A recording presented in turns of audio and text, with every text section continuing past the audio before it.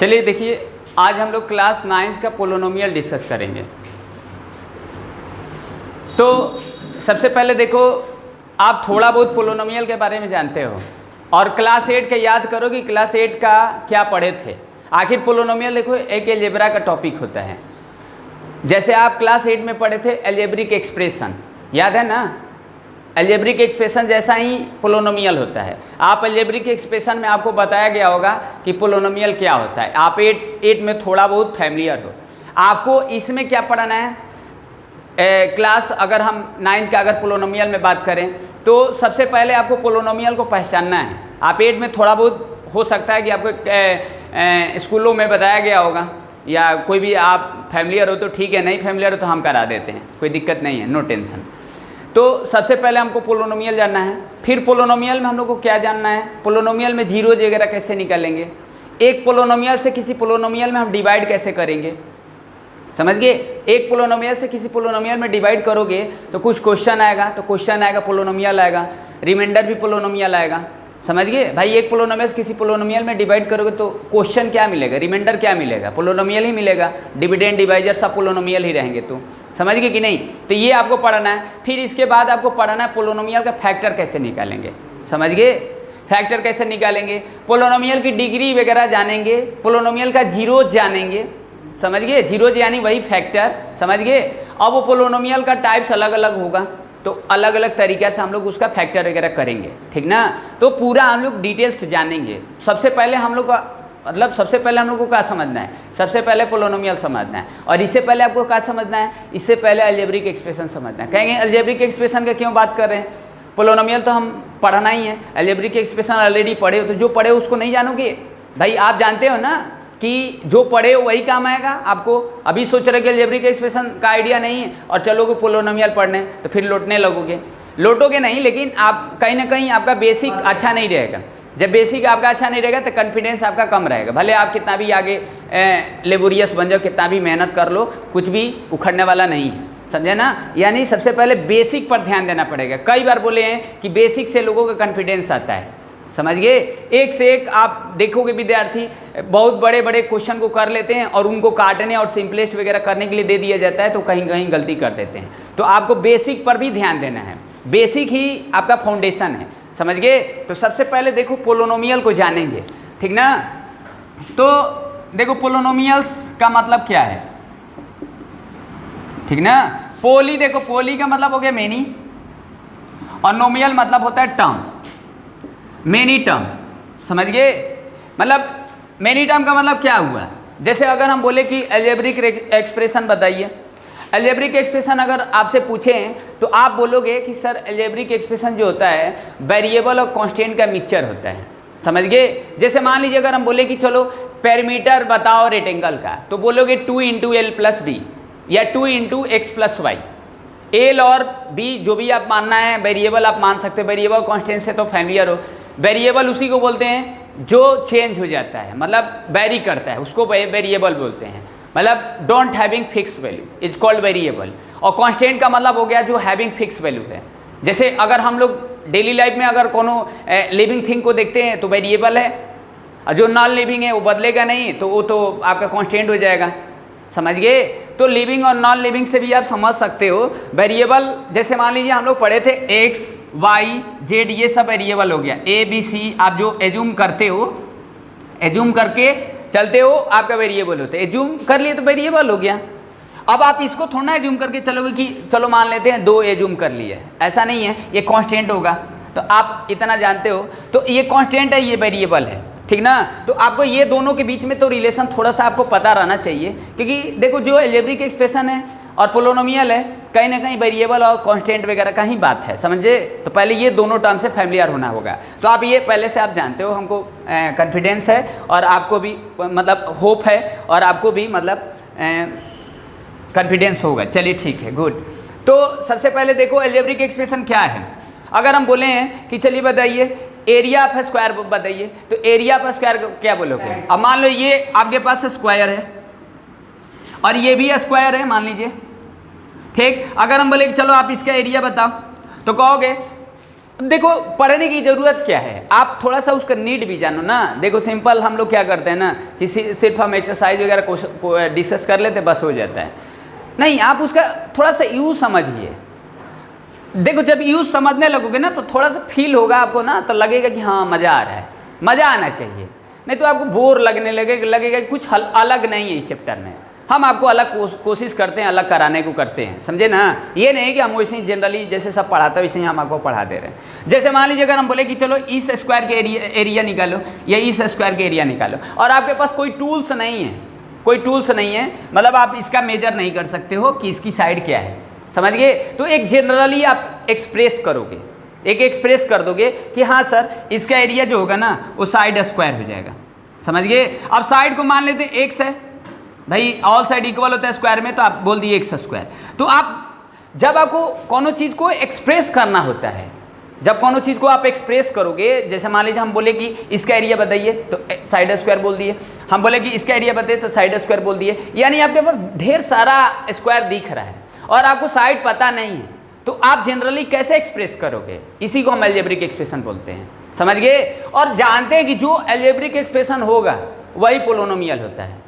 अब हमको algebraic expression जब हम लोग पढ़े थे तो आपको याद होगा क्लास 8 में कि अलग अलग वेरिएबल पर होता था, मतलब जो भी अलजेब्रिक एक्सप्रेशन है वो एक से ज़्यादा वेरिएबल में हमको लिख सकते हैं, एक्सप्रेस कर सकते हैं, समझ गए। जैसे हम यहाँ पर लिखे हैं x स्क्वायर लिखे हैं, या इसका हम बोल दिए कि परिमीटर बताओ तो लिखोगे 4x लिखोगे, समझ गए। तो ये 4x है तो एक ही वेरिएबल में है, x स्क्वायर है तो ये भी एक ही वेरिएबल में है। अगर हम बोल दिए कि चलो मान लो ये एक रेक्टेंगल है आपके पास, ये आपके पास मान लीजिए रेक्टेंगल है, x और y मान लिए, तो हम बोले चलो इसका एरिया बताओ तो x इंटू वाई बता दिए।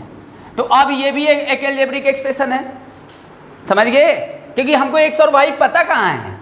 जब हम कोनो चीज़ को जानते नहीं है लेकिन उसको अगर हम जानने को कोशिश करते हैं और उस चीज़ को हम एक्सप्रेस कर देते हैं, मतलब इन टर्म्स ऑफ वेरिएबल, समझ गए, उसी को हम अलजेब्रिक एक्सप्रेशन बोलेंगे।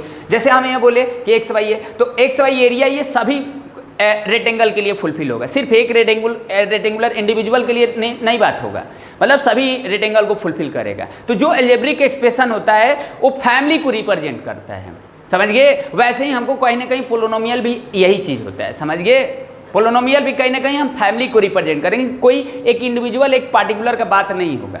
अगर हम बोले कि चलो आप इसकी पेरीमीटर बताओ तो इसके पेरीमीटर आप बोल दोगे कि सर 2l+b यानी x+y। तो आप बताइए ये पेरीमीटर कहाँ लगाओगे? सिर्फ इस रेक्टेंगल जो दिया इसी के लिए लगाओगे? नहीं, मतलब सभी रेक्टेंगल में परफॉर्म होगा ना।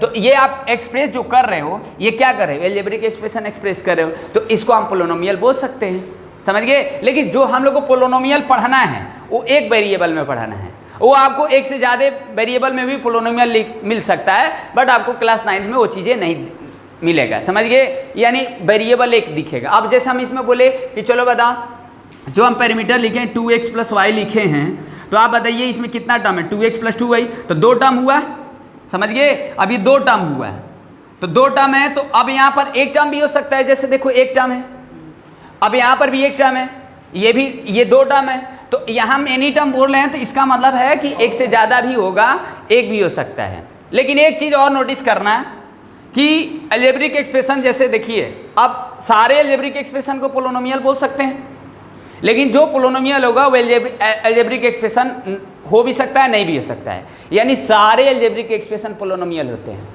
समझ गए, लेकिन सारे पोलिनोमियल अलजेब्रिक एक्सप्रेशन नहीं होंगे। कैसे? जैसे मान लीजिए अगर हम बोले हैं कि ये आपके पास बताइए ये 2 है तो ये कांस्टेंट है, समझ गए, तो ये पोलिनोमियल है, लेकिन ये अलजेब्रिक एक्सप्रेशन नहीं है, क्योंकि अलजेब्रिक एक्सप्रेशन को हम हमेशा वेरिएबल कांस्टेंट में एक्सप्रेस करते हैं, मतलब उसी का मिक्सचर होता है, उसी से बना होता है, उसी को हम अलजेब्रिक एक्सप्रेशन बोलते हैं। जनरली ये किसी को रिप्रेजेंट नहीं कर रहा है, सिर्फ एक इंडिविजुअल को बता रहा है, मतलब ये कांस्टेंट है तो ये पोलिनोमियल होगा। तो ये अलजेब्रिक एक्सप्रेशन है, ये पोलिनोमियल है। तो बस यही है, जो कांस्टेंट पोलिनोमियल होगा वो अलजेब्रिक एक्सप्रेशन होगा ही नहीं, लेकिन सारे अलजेब्रिक एक्सप्रेशन पोलिनोमियल होगा कांस्टेंट को छोड़कर, समझ गए, बात समझ रहे हो ना।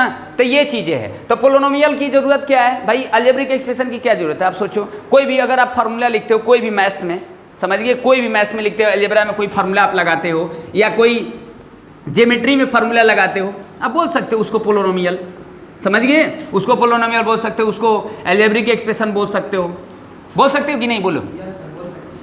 ठीक ना। तो ये चीज़ें हैं। तो अब आपको ये ध्यान देना है कि मेनी टर्म्स, एक देखो अब आपको 10th में भी आपको पढ़ना है पोलिनोमियल, तो जो 9th में पढ़ना है वही 10th में पढ़ना है। थोड़ा सा 10th में कुछ एक्स्ट्रा अलग आ जाता है कि अब उसका बाद जब 10th में जाओगे तो करेंगे, समझिए थोड़ा सा अलग है। लेकिन 9th में आर.एस. अग्रवाल अगर पढ़ लिए, हम लोग आर.एस. अग्रवाल का सारा क्वेश्चन करेंगे, क्योंकि आप पोलिनोमियल जब पढ़ लोगे आर.एस. अग्रवाल का तो आपका थोड़ा सा बेस मजबूत हो जाएगा अलजेब्रा में। जो आप factorisation, plus minus multiply divide, ये जो आप करते हो फैक्टर वगैरह, इस सब का आपका लोचा नहीं रहेगा, ठीक ना। तो आर.एस. अग्रवाल हम रिकमेंड करेंगे कि आप आर.एस. अग्रवाल को पढ़िए, समझ गए। चलिए ठीक है।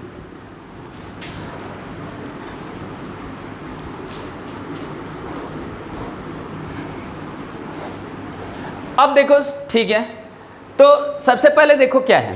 अब पोलिनोमियल तो समझ गए कि पोलिनोमियल का मतलब क्या हुआ कि मेनी टर्म होगा।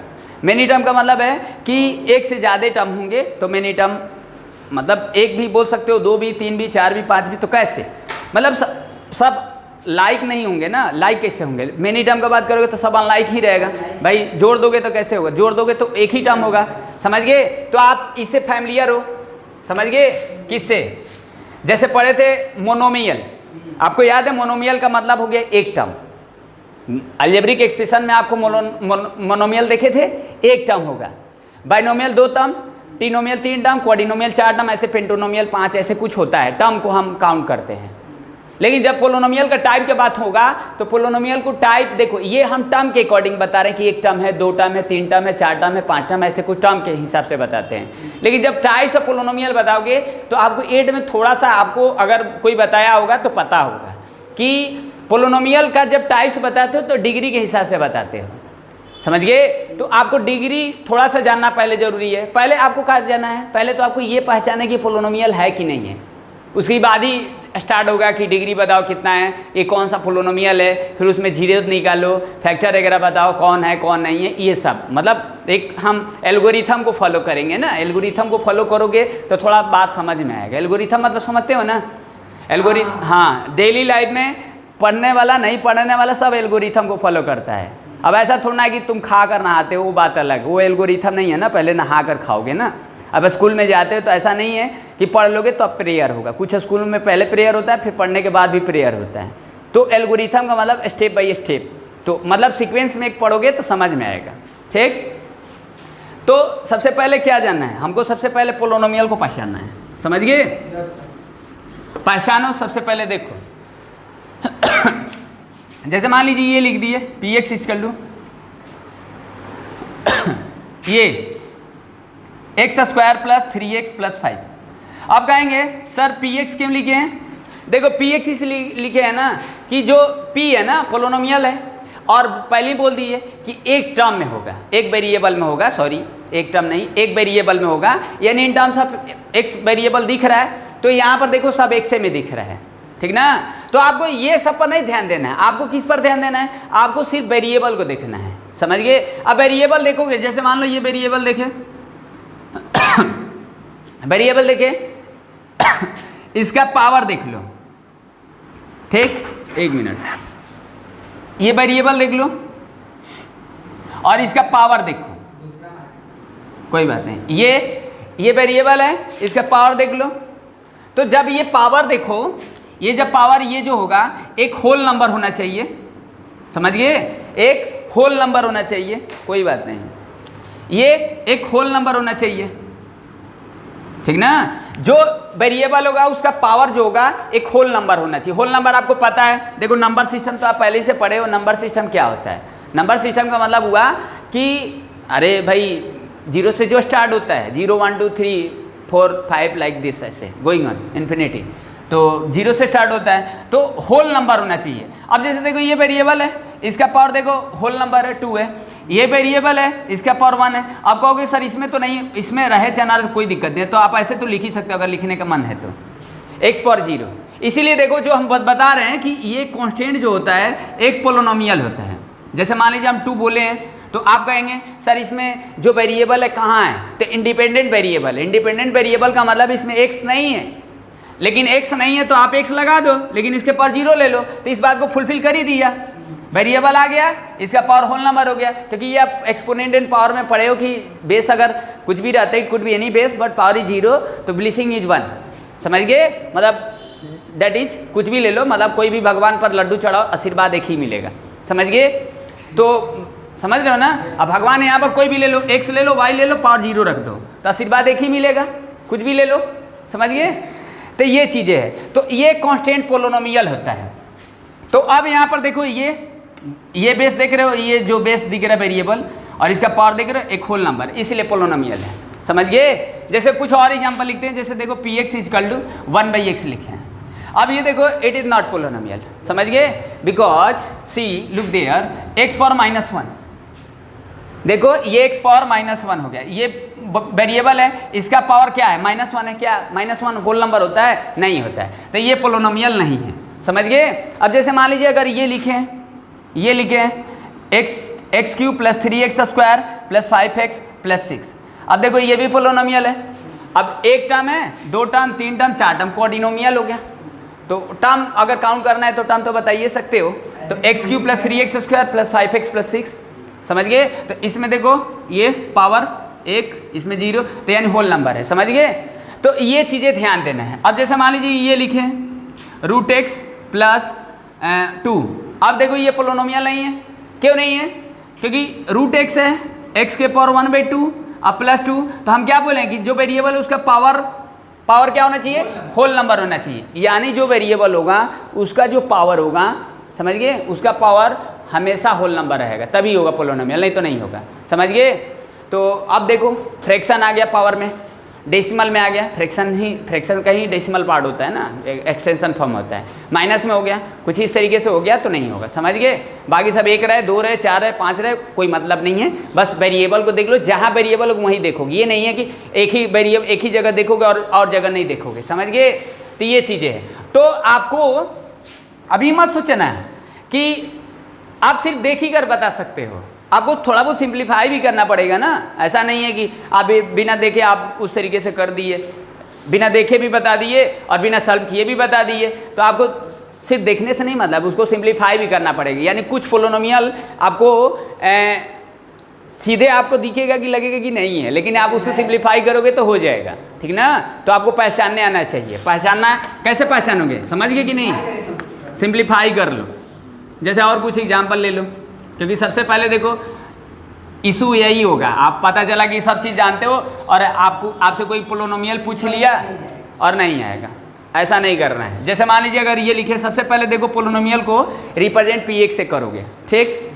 ये अब मान लीजिए हम लिखे x स्क्वायर -1 अपन x -1 लिख दें, तो कह देंगे कि सर ये पोलिनोमियल नहीं है, ये पोलिनोमियल है। समझ गए? तो अब इसको देखो, अब ये तो थोड़ा आप लोग के लिए थोड़ा सा, आप तो जानते ही हो, ऐसा नहीं है कि थोड़ा बहुत आइडेंटिटी तो पढ़े हो, A² - B² a + b का होल स्क्वायर a - b का होल स्क्वायर, ये फैक्टराइजेशन में आप पढ़े हो, क्लास 8 में है। समझ गए? इसमें भी आपको मिलेगा कुछ और एक्स्ट्रा आइडेंटिटी मिलेगा। ठीक ना? तो आइडेंटिटी से भी करेंगे। तो आप इसको अगर तोड़ोगे x² - 1 को, तो आप ऐसे लिख सकते हो x का होल स्क्वायर -1 का whole square a² - b² a - b a + b x - 1 x + 1।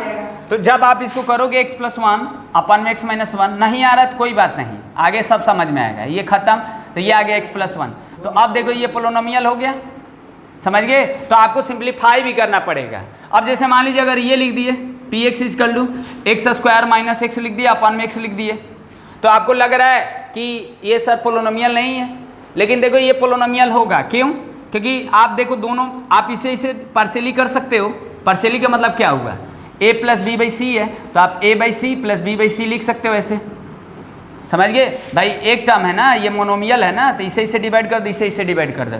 जब x² x करोगे और -x/x करोगे तो ये खत्म होगा x, और ये 1 हो गया तो x - 1 हो गया, तो ये पोलिनोमियल है। समझ गए? तो कहने का मतलब क्या है कि आपको सिंप्लीफाई भी करना पड़ेगा। अब क्लास 10 में भी आप पढ़ोगे तो आपको सबसे पहले यही कोई बोलेगा कि चलो बताओ पोलिनोमियल है कि नहीं है। समझ गए? तो बस वही ध्यान देना कि वेरिएबल देखना है, वेरिएबल का जो पावर होगा एक होल नंबर होना चाहिए। अगर वो फ्रैक्शन में है, अब जैसे देखो अभी फ्रैक्शन में ये था, तो हर फ्रैक्शन को मत देखकर बता देना कि पोलिनोमियल नहीं है, ये हम नहीं बोल रहे हैं। बस आप उस फ्रैक्शन को सिंप्लीफाई करो, अब जो तरीके से करना है करो। अभी थोड़ा फैक्टराइजेशन वगैरह सीख जाओगे तो और सिंप्लीफाई कर लोगे। ठीक ना? तो जैसे ये कुछ लिखे हैं देखो, अब मान लीजिए √2x² प्लस 5x प्लस 6 लिख दिए। आप बताइए पोलोनोमियल है कि नहीं है, समझ गए।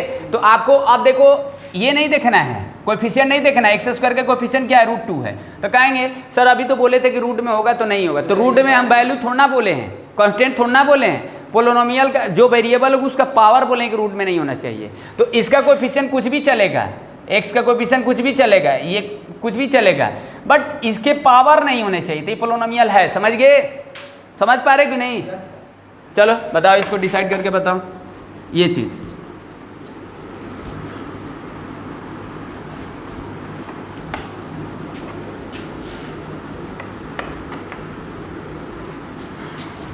अब जैसे देखिए लिख दिए √x² प्लस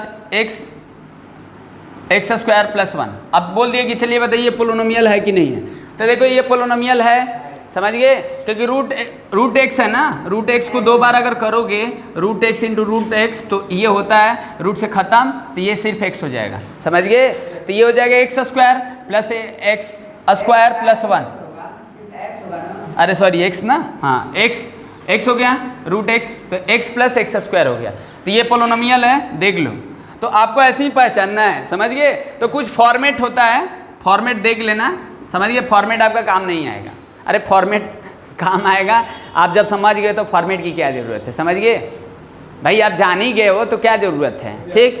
तो आप फॉर्मेट होता है, फॉर्मेट वगैरह आप मत ध्यान दो, बस सिर्फ देखो कि जो वेरिएबल है उसका पावरफुल है कि नहीं है, समझिए। वेरिएबल पर देखना, कांस्टेंट को तो देखना ही नहीं है। अब हम ऐसे दे दिए, मान लीजिए ये √2x² प्लस 3x प्लस √2 दे दिए। अब ये पोलोनोमियल है, आप इसको मत देखो ना, इसको मत देखो, इसको मत देखो, ये तो कांस्टेंट है ना, कोएफिशिएंट तो चलेगा, बस ये देखो, बस समझ गए। ये दोनों बिलोंग कर रहा है होल नंबर से, इसलिए पोलोनोमियल है, ठीक ना। तो कौन सा पोलोनोमियल है, अब हम लोग टाइप्स देखेंगे कौन सा पोलोनोमियल। उससे पहले आपको क्या जानना पड़ेगा, उससे पहले आपको जानना पड़ेगा पावर और डिग्री में डिफरेंस, समझिए। डिग्री आपको जानना है, यानी सबसे पहले अगर किसी पोलोनोमियल की डिग्री पूछेगा तो सबसे पहले आपको क्या देखना है, सबसे पहले पोलोनोमियल है कि नहीं है, समझ गए। बिना पोलोनोमियल की डिग्री कैसे आइडेंटिफाई होगा, समझ रहे हो ना। तो डिग्री जो होता है हर पोलोनोमियल के एक यूनिक होता है, हमेशा एक होगा, पावर एक से ज़्यादा भी हो सकता है, समझ गए। उस पावर का जो हाईएस्ट वैल्यू होता है उसी को हम डिग्री बोलते हैं, समझ गए। जैसे देखो मान लो लिखते हैं, देखो definition highest power a variable is called degree, ये कभी काम नहीं आएगा, समझ गए।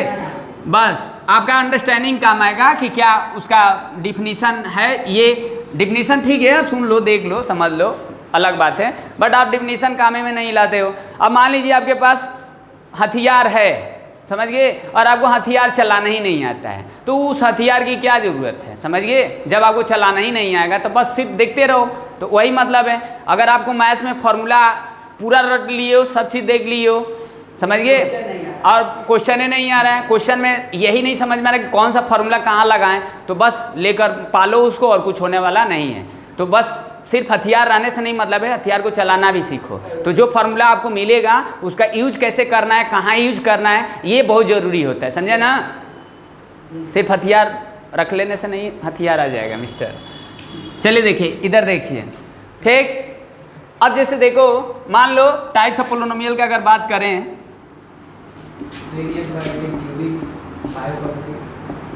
अब देखो हम लोग ये तो जानते हैं ना, मोनोमियल, मोनोमियल, बाइनोमियल, टिनोमियल, ये टर्म है, मतलब ये काउंट करते हैं। आप काउंट कैसे करते हैं, प्लस माइनस को देखकर काउंट करते हो भाई। प्लस माइनस सेपरेट करता है, डिवाइड थोड़ा है, मल्टीप्लाई थोड़ा सेपरेट करेगा। अगर हम पूछे कि चलो बताओ इस पोलिनोमियल में ये एक्स वाई लिखे थे, इसमें कितना टर्म है, तो आप दो टर्म मत बता देना, ये एक ही टर्म है। एक्स वाई क्या है, एक ही टर्म है, मोनोमियल है। लेकिन अगर हम बोले कि ये पोलिनोमियल है कि नहीं, कि हाँ है पोलिनोमियल, लेकिन ये दो वेरिएबल में पोलिनोमियल, तो ऐसे हमको वो नहीं पढ़ना है, ठीक ना।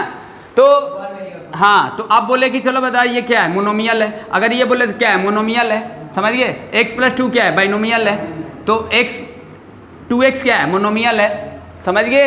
अगर हम बोले कि चलो x² - y² क्या है, बाइनोमियल है। a - b क्या है, ऐसो बाइनोमियल है। अगर हम बोले चलो a + 2a बताओ क्या है, तो ये एक मोनोमियल हो जाएगा, मत ये बता देना कि बाइनोमियल है, क्योंकि देखो ए और 2a दोनों वेरिएबल सेम है और ये दोनों लाइक टर्म है, समझ गए। और लाइक जो होता है वो हमेशा प्लस माइनस हो जाएगा, समझ गए कि नहीं। प्लस है तो प्लस हो जाएगा, माइनस होगा माइनस होगा। तो लाइक टर्म आपको पता है। लाइक टर्म कैसे हम डिसाइड करते हैं? कोएफिशिएंट को देख कर डिसाइड करते हैं। आप कहेंगे सर कोएफिशिएंट क्या होता है, ये समझ रहे हैं ना। ये मोनोमियल, आइसोमोनोमियल, बाइनोमियल। हाँ, अब जैसे मान लो a है और ये 2a है, तो a का कोएफिशिएंट 2 है और a का कोएफिशिएंट 1 है, तो दोनों में कोएफिशिएंट सेम है ना, वेरिएबल सेम होना चाहिए ना। वही वेरिएबल का जो कोएफिशिएंट होगा वो सेम होना चाहिए, तभी वो लाइक होगा ना। अरे देखो ये लाइक कैसे डिसाइड कर रहे हो, इन दोनों में वेरिएबल सेम है बस। तो वेरिएबल यानी कोएफिशिएंट, कांस्टेंट का कोएफिशिएंट वेरिएबल है, समझ गए। और ये दोनों वेरिएबल सेम होना चाहिए, उसी को हम लाइक बोलते हैं, समझे कि नहीं। चलो ठीक है, जैसे भी समझो लेकिन समझो, समझ गए। तो ये दोनों लाइक हो गया, तो a + 2a कितना हो जाएगा? 3a हो जाएगा। तो मोनोमियल होगा, बाइनोमियल नहीं होगा। बाइनोमियल उसको बोलते हैं जिसको हम लोग एक्सप्रेस नहीं कर सकते, मतलब वो बस दो ही टर्म में एक्सप्रेस कर सकते हैं, उसको मतलब ऐड सब्ट्रैक्ट नहीं कर सकते हैं, समझ गए। तो ये चीज़ है, मतलब उसको सिंप्लीफाई नहीं कर सकते हैं। तो ये चीज़ हुआ। अब जैसे x - y है, ये भी बाइनोमियल है, x + y ये भी बाइनोमियल है। अभी मत देखना कि प्लस है माइनस है, तो उससे हमको नहीं मैटर करता है, समझ गए भाई। दो वैल्यू को माइनस कर सकते हैं तो दो वैल्यू को प्लस कर सकते हैं, तो हम दो वैल्यू को माइनस किए, कुछ हो नहीं रहा है, तो बस जैसे है वैसे ही रह रहा है, तो ये बाइनोमियल हो गया, ये भी बाइनोमियल हो गया। तो ये सब आप फैमिलियर हो। अब ट्रिनोमियल क्या होता है? x + y + z है। अब ये देखो ये ट्रिनोमियल हो गया, ठीक ना, तीनों अलग अलग वेरिएबल है। तो ये देखो ये भी पोलिनोमियल, ये भी पोलिनोमियल, सब पोलिनोमियल है, जितना लिखें सब पोलिनोमियल है, लेकिन ये अलजेब्रिक एक्सप्रेशन नहीं है, समझ गए। बात समझ रहे हो ना। तो हमको एक वेरिएबल में पढ़ना है ना कि 3 वेरिएबल में पढ़ना है, 2 वेरिएबल में पढ़ना है, बस एक वेरिएबल में पढ़ना है। लेकिन आप 8 में थोड़ा बहुत देखे हो कि डिग्री वगैरह तो जानते ही हो, डिग्री जानते हो कि नहीं जानते हो। डिग्री का मतलब हो गया जो हाईएस्ट पावर होगा वेरिएबल का, वो उसी को हम डिग्री बोलेंगे। अब जैसे मान लो कोई पोलिनोमियल लिखते हैं, सबसे पहले आपको फिर से एक बार बता रहे हैं कि जब भी डिग्री बताना तो सबसे पहले आपको पोलिनोमियल लिखना है कि नहीं है, समझिए। कोई आपको बेवकूफ़ भी बना देगा, पोलिनोमियल नहीं देगा, बोलेगा चलो डिग्री बताओ, तो धूर बन जाओगे, समझ गए। तो एक से एक लोग बेवकूफ़ बना देंगे। तो देखो ऐसे चलहाक बनने से नहीं होता है, समझ रहे हो ना। चलहाक बनोगे कब? जब चलहाक रहोगे तब। अब कहोगे कि हम चलहाक हैं, ऐसा बात नहीं है। ऐसे कैसे अपने आप से बोलिए कि चलाक हो गए तो नहीं होगे। बेवकूफ़ बनाने में 2 मिनट भी नहीं लगेगा, हम आपको बेवकूफ़ बना देंगे, समझिए। तो दिमाग से थोड़ा सा बात करो और दिमाग से पढ़ो, समझे। चलो देखो, तो ये चीज़ें हैं। नहीं धूर बनाना है तो धूर बनाने में क्या है। आप देखो, आप लोग पेरेंट्स को धूर नहीं बनाते हो, बनाते हो कि नहीं? धूर बनाते हो। पेरेंट्स को आप धूर बनाते हो, पेरेंट्स को स्कूल कोचिंग वाले धूर बनाते हैं, समझिए। अब कहेंगे कैसे?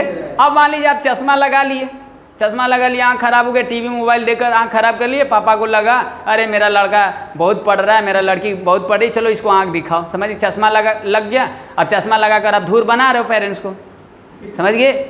और कुछ इस तरीके से, तो भाई ये धूर बनाओ, अभी धूर बनाओगे, बाद में समझ में कि धूर बना रहे हो तो क्या आगे उसका होगा, समझ गए कि नहीं।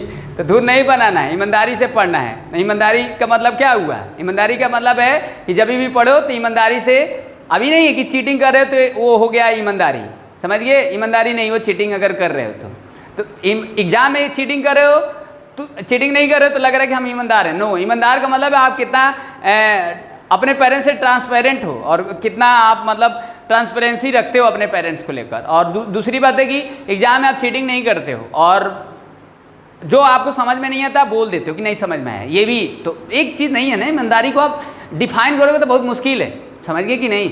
ईमानदारी को आप डिफाइन थोड़ा ना कर सकते हो, आप ईमानदारी को नहीं डिफाइन कर सकते हो, आपका उसका अलग अलग तरीका से हो जाएगा। इतना आसान नहीं है छोटे एक शब्द को समझाना। बस हॉनेस्टी का मतलब ईमानदार होता है, बट वो चीज़ नहीं। चलिए देखिए, ठीक है। तो ठीक है, जो भी है धूर मत बनाओ। जैसे देखो यहाँ पर धूर नहीं बनाना है। धूर देखो, धूर बनाओगे, धूर बनाइए रहे हो क्या? हम चश्मा लगा लिए तो बहुत टैलेंटेड हो गए, इंटेलेक्चुअल दिख रहे हैं आपको, अरे बड़ी तेज होंगे ना, ऐसा कोई बात नहीं। हो सकता है कि हम किसी को धूर बना रहे, तुम ही लोग को धूर बना रहे हो, समझ गए।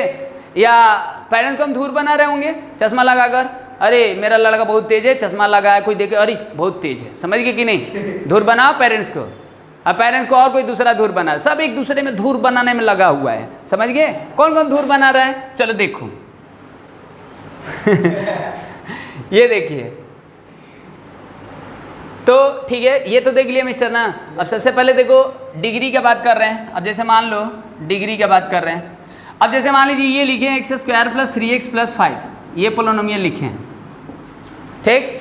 अब देखो ये क्या है, अब इसमें बोलें कि चलो पावर देखो 2 है, पावर इसमें 1 है और इसमें 0 है। भाई सबका पावर ले लिए, इसमें 2 है, इसमें 1 है, इसमें 0 है, इंडिपेंडेंट x है। समझ गए? इंडिपेंडेंट x का मतलब समझ रहे हैं ना, मतलब x नहीं है जिसमें आप बोलेंगे इंडिपेंडेंट वेरिएबल, तो इंडिपेंडेंट वेरिएबल को लिख देंगे कि बताओ ये कांस्टेंट है कि नहीं है। तो सिंपल इंडिपेंडेंट वेरिएबल हो तो कांस्टेंट ही होगा, समझ गए? उसमें वेरिएबल नहीं ना होगा। तो इंडिपेंडेंट वेरिएबल का मतलब हो कि कांस्टेंट, और कांस्टेंट पोलिनोमियल होगा कि नहीं होगा, तो यस होगा। अब उसमें पूछ देंगे चलो आप उसमें डिग्री बताओ होगा कि नहीं होगा, तो नहीं होगा, समझ गए? हाँ, तो वो बात करेंगे। तो इसमें देखो सबसे हाईएस्ट क्या है, सबसे हाईएस्ट 2 है, तो डिग्री इसमें क्या हुआ, 2 हुआ। तो डिग्री हमेशा क्या होता है, हर पोलिनोमियल के एक ही एग्जिस्ट करता है, पावर 1 से ज़्यादा भी एग्जिस्ट करेगा। जैसे पावर इसमें 2, 1, 0 है, उस तीनों नंबर में से सबसे बड़ा नंबर क्या है, तो हाईएस्ट 2 वैल्यू है, तो ये इसका डिग्री क्या हो गया, 2 हो गया। तो इसका मतलब ये डिग्री 2 है, तो ये कौन सा पोलिनोमियल है, क्वाड्रेटिक पोलिनोमियल है। समझ गए? देखो जो जिसका डिग्री 2 होगा क्वाड्रेटिक होगा, जिसका डिग्री 1 होगा लीनियर होगा, जिसका डिग्री 3 होगा वो क्यूबिक होगा, जिसका डिग्री 4 होगा बायो क्वाड्रेटिक होगा। ये सब नहीं पढ़ना है, बस आपको क्वाड्रेटिक क्यूबिक तक आइडिया है तो ठीक है, कोई दिक्कत नहीं है। समझ गए? तो सबसे पहले देखो ये तो डिग्री देख ली कि इसके डिग्री कितना है। अब ये देखो, देख रहे हो ना कि इस जो वेरिएबल लिखे हैं एक ही वेरिएबल में न लिखे हैं, इसमें देख रहे एक ही वेरिएबल में लिखे हैं कि नहीं, ये चीज़। अब जैसे देखो एक फॉर्म देख लेना इसका क्वाड्रेटिक का, ax² + bx + c, ये फॉर्म होता है। फॉर्म का मतलब है क्वाड्रेटिक का फॉर्म होता है। जैसे लीनियर का भी फॉर्म होगा px = ax + b, और क्यूबिक का भी होता है px = ax³ + bx² + cx + d। अब ये क्या है, ये फॉर्म है। अगर आपको लिखना है तो लिखो, नहीं लिखना है तो कोई दिक्कत नहीं, बट आप ध्यान रखना है कि अब यहाँ पर a 0 नहीं होगा, समझ गए?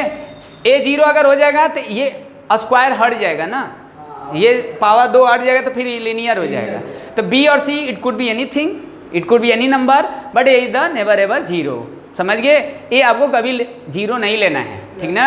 ए कुछ भी हो सकता है, 0 को छोड़कर हो सकता है, b और c कुछ भी हो सकता है, b c 0 ले लो, कोई दिक्कत नहीं है, बस हमको इस टर्म वाले को ध्यान देना है। समझ गए? और a b c real number है, कोई भी एक नंबर सिस्टम है। भाई रियल नंबर का मतलब होगा कि अभी रियल नंबर पढ़ोगे, बस ABC क्या है, एक नंबर सिस्टम है। नंबर सिस्टम आप फैमिलियर हो, भाई रेशनल हो सकता है, इरेशनल हो सकता है। रेशनल में आप पढ़े थे होल नंबर, इंटीजर और क्या, होल नंबर, इंटीजर और नेचुरल नंबर, सारे तीनों का कलेक्शन को हम रेशनल बोलते हैं।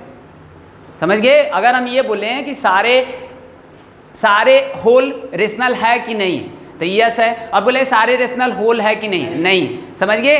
क्योंकि रेशनल जो होता है वो तीनों का कॉम्बिनेशन होता है, तीनों का मिक्सचर होता है, मतलब वो तीनों मिलाकर एक रेशनल बोल सकते हैं। समझ गए? रेशनल अपने आप में एक बड़ा हो गया। तो ABC क्या है, यहाँ रेशनल हो सकता है, इरेशनल हो सकता है, मैटर नहीं करता है, बट A 0 नहीं होगा। A 0 इसलिए नहीं होगा क्योंकि उस बात को फुलफिल नहीं करेगा जो क्वाड्रेटिक होता है। अगर A 0 ले लोगे तो ये खत्म हो जाएगा, तो ये खत्म होगा तो कैसे बताओगे क्वाड्रेटिक है। अब हम इसको खत्म कर दिए और पूछे कि चलो आप इसमें डिग्री बताओ, तो बोलो सर डिग्री 1 होगा, तो फिर लीनियर हो जाएगा, इसलिए A 0 नहीं होगा। इसमें भी A 0 नहीं होगा। अगर इसमें A 0 होगा तो B कांस्टेंट हो जाएगा, B यहाँ कांस्टेंट है, A और कांस्टेंट है, लेकिन A 0 ले लोगे तो फिर ये कांस्टेंट पोलिनोमियल हो जाएगा। यहाँ पर भी ये पहला टर्म को ध्यान देना, पहले में रिस्ट्रिक्शन रहता है कि A कभी 0 नहीं होगा। समझ गए? तो ये चीज़ है, तो ये फॉर्मेट है। अब ये फॉर्मेट से कुछ एग्जाम्पल ले लेते हैं, अब उसको थोड़ा सा आइडेंटिफाई करो, फिर आगे बढ़ते हैं। नहीं जी, हो गया क्या पढ़ाई तुम्हारा? बस आधा घंटा बैठे परेशान हो गए? चलो देखो, ब्रेन लारा का नाम सुने हो? ब्रेन लारा 2-2 दिन क्रिकेट खेल लेता था, टेस्ट मैच में 3-3 दिन पिच पर ठहर जाता था, 500 से 400 रन मार देता था टेस्ट मैच में। वेस्ट इंडीज का था, सुन लेना, आप जाना तो एक बार देख लेना। अब उसका क्यों बात कर रहे हैं? क्योंकि हम कई बार तुम लोग से बोले हैं कि अगर रन मारना है, समझ गए, तो पहले जो पिच होता है ना उस पर ठहरना पड़ेगा आपको। ठहर जाओगे तो हो जाएगा। जैसे आपको पढ़ना है, बड़ा अचीव करना है, बहुत बड़ा निकालना है एग्जाम, IAS बनना है, IIT में पढ़ना है, IIM में पढ़ना है, इंडिया के टॉप इंस्टीट्यूट में पढ़ना है, MIT में पढ़ना है, अमेरिका में पढ़ना है, ऑक्सफोर्ड में पढ़ना है, तो उसके लिए आपको 8-10 घंटा समय देना पड़ेगा। कहेंगे 2 घंटा में कर लेंगे सर, समझ गए ना, 2 घंटा में पढ़कर कर लेंगे, कुछ नहीं कर पाओगे, 2 घंटा में सिलेबस कवर नहीं हो पाएगा वो सबका, समझ गए। तो आपको 8-10 घंटा समय देना पड़ेगा। और 8-10 घंटा समय कैसे दोगे? आदत बनाओगे, समझ गए, आदत बनाओगे तभी होगा। और आदत बनेगा कैसे? अनुशासन से बनेगा, डिसिप्लिन से बनेगा। तो आदत बनाओ, पहले सस्टेन करो, पहले बैठना सीखो 2 घंटा 4 घंटा 5 घंटा लगातार, तब कुछ कर पाओगे। अब आधा घंटा बैठे चुलबुलाने लगे। मेहनत का मतलब क्या होता है? जब मेहनत आदमी करता है, जैसे मान लो पुशअप करते हो, समझ गए, तो 15 ठो किए तो थोड़ा दर्द चालू हो गया, फिर खड़ा हो गए तो कर रहे मेहनत किए। जब दर्द चालू हुआ तब कर रहे, तब मेहनत चालू हुआ है।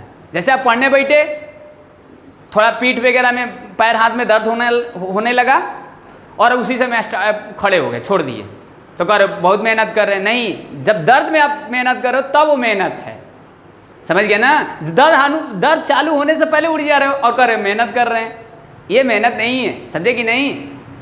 बात समझ में आ रहा है? चलो ठीक है, देखो कुछ बात समझ में आया? हाँ, तो जैसे देखिए मान लीजिए अगर ये लिखें, ये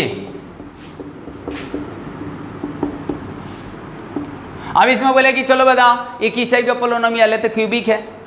क्यों? क्योंकि देख लो, पहले देख लेना पोलोनोमियल है कि नहीं है, क्योंकि हम फंसा भी सकते हैं ना। अब हम ऐसे दे दिए, ऐसे दे दिए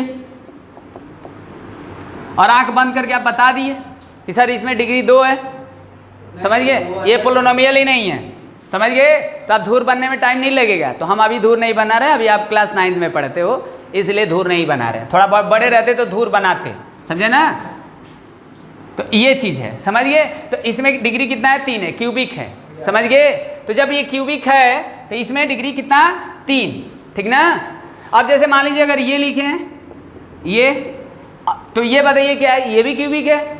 अब इसमें आप सोच रहे हो कि सर क्यूबिक में 1 2 3 4 टर्म रहेगा, जरूरी थोड़ा है कि क्वाड्रिनोमियल रहेगा, मोनोमियल भी हो सकता है, क्वाड्रिनोमियल भी हो सकता है, बाइनोमियल भी हो सकता है। भाई उसका पावर ना देखोगे, उसका मतलब डिग्री ना देखोगे, जो पावर होगा वो देखना है हमको। अब इसमें पावर 3 ही है, वही 3 ज़्यादा है, हो गया। अब इसमें कोई टर्म जोड़ा नहीं है, घटाया नहीं, उससे हमको क्या मतलब है? तो ये मत देखना कि 4 टर्म रहेगा तभी क्यूबिक होगा, हमको बस इस बात को देखना है, समझ गए।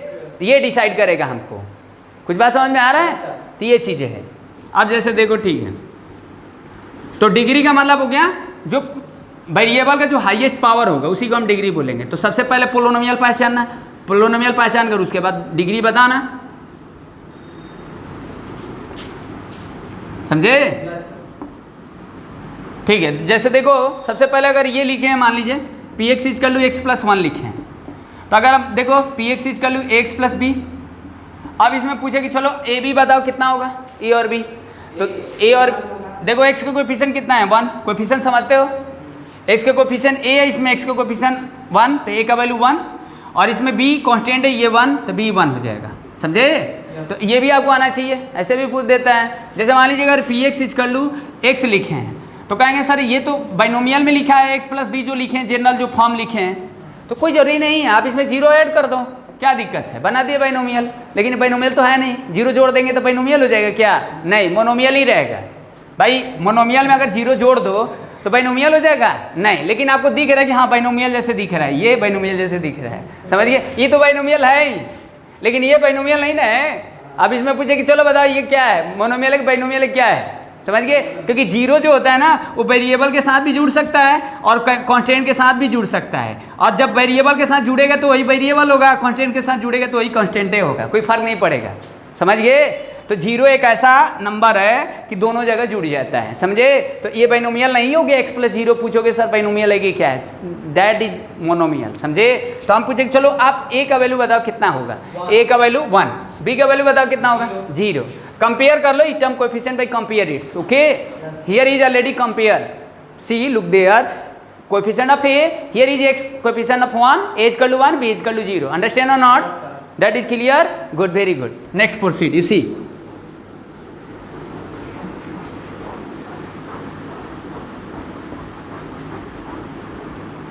Let's another example I will take, okay.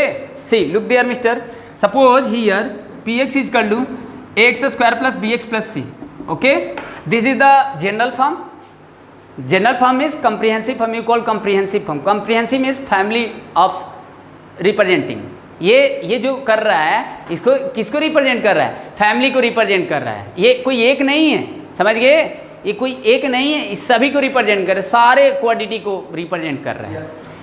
अब जैसे मान लीजिए अगर हम पूछें, now I am asking here is P X is equal to X square plus 5x. Okay, then I am asking to every one A B C. Okay, then how to solve this A B C? तो A is 1, you compare its A is 1 and B is 5, C is 0. Okay?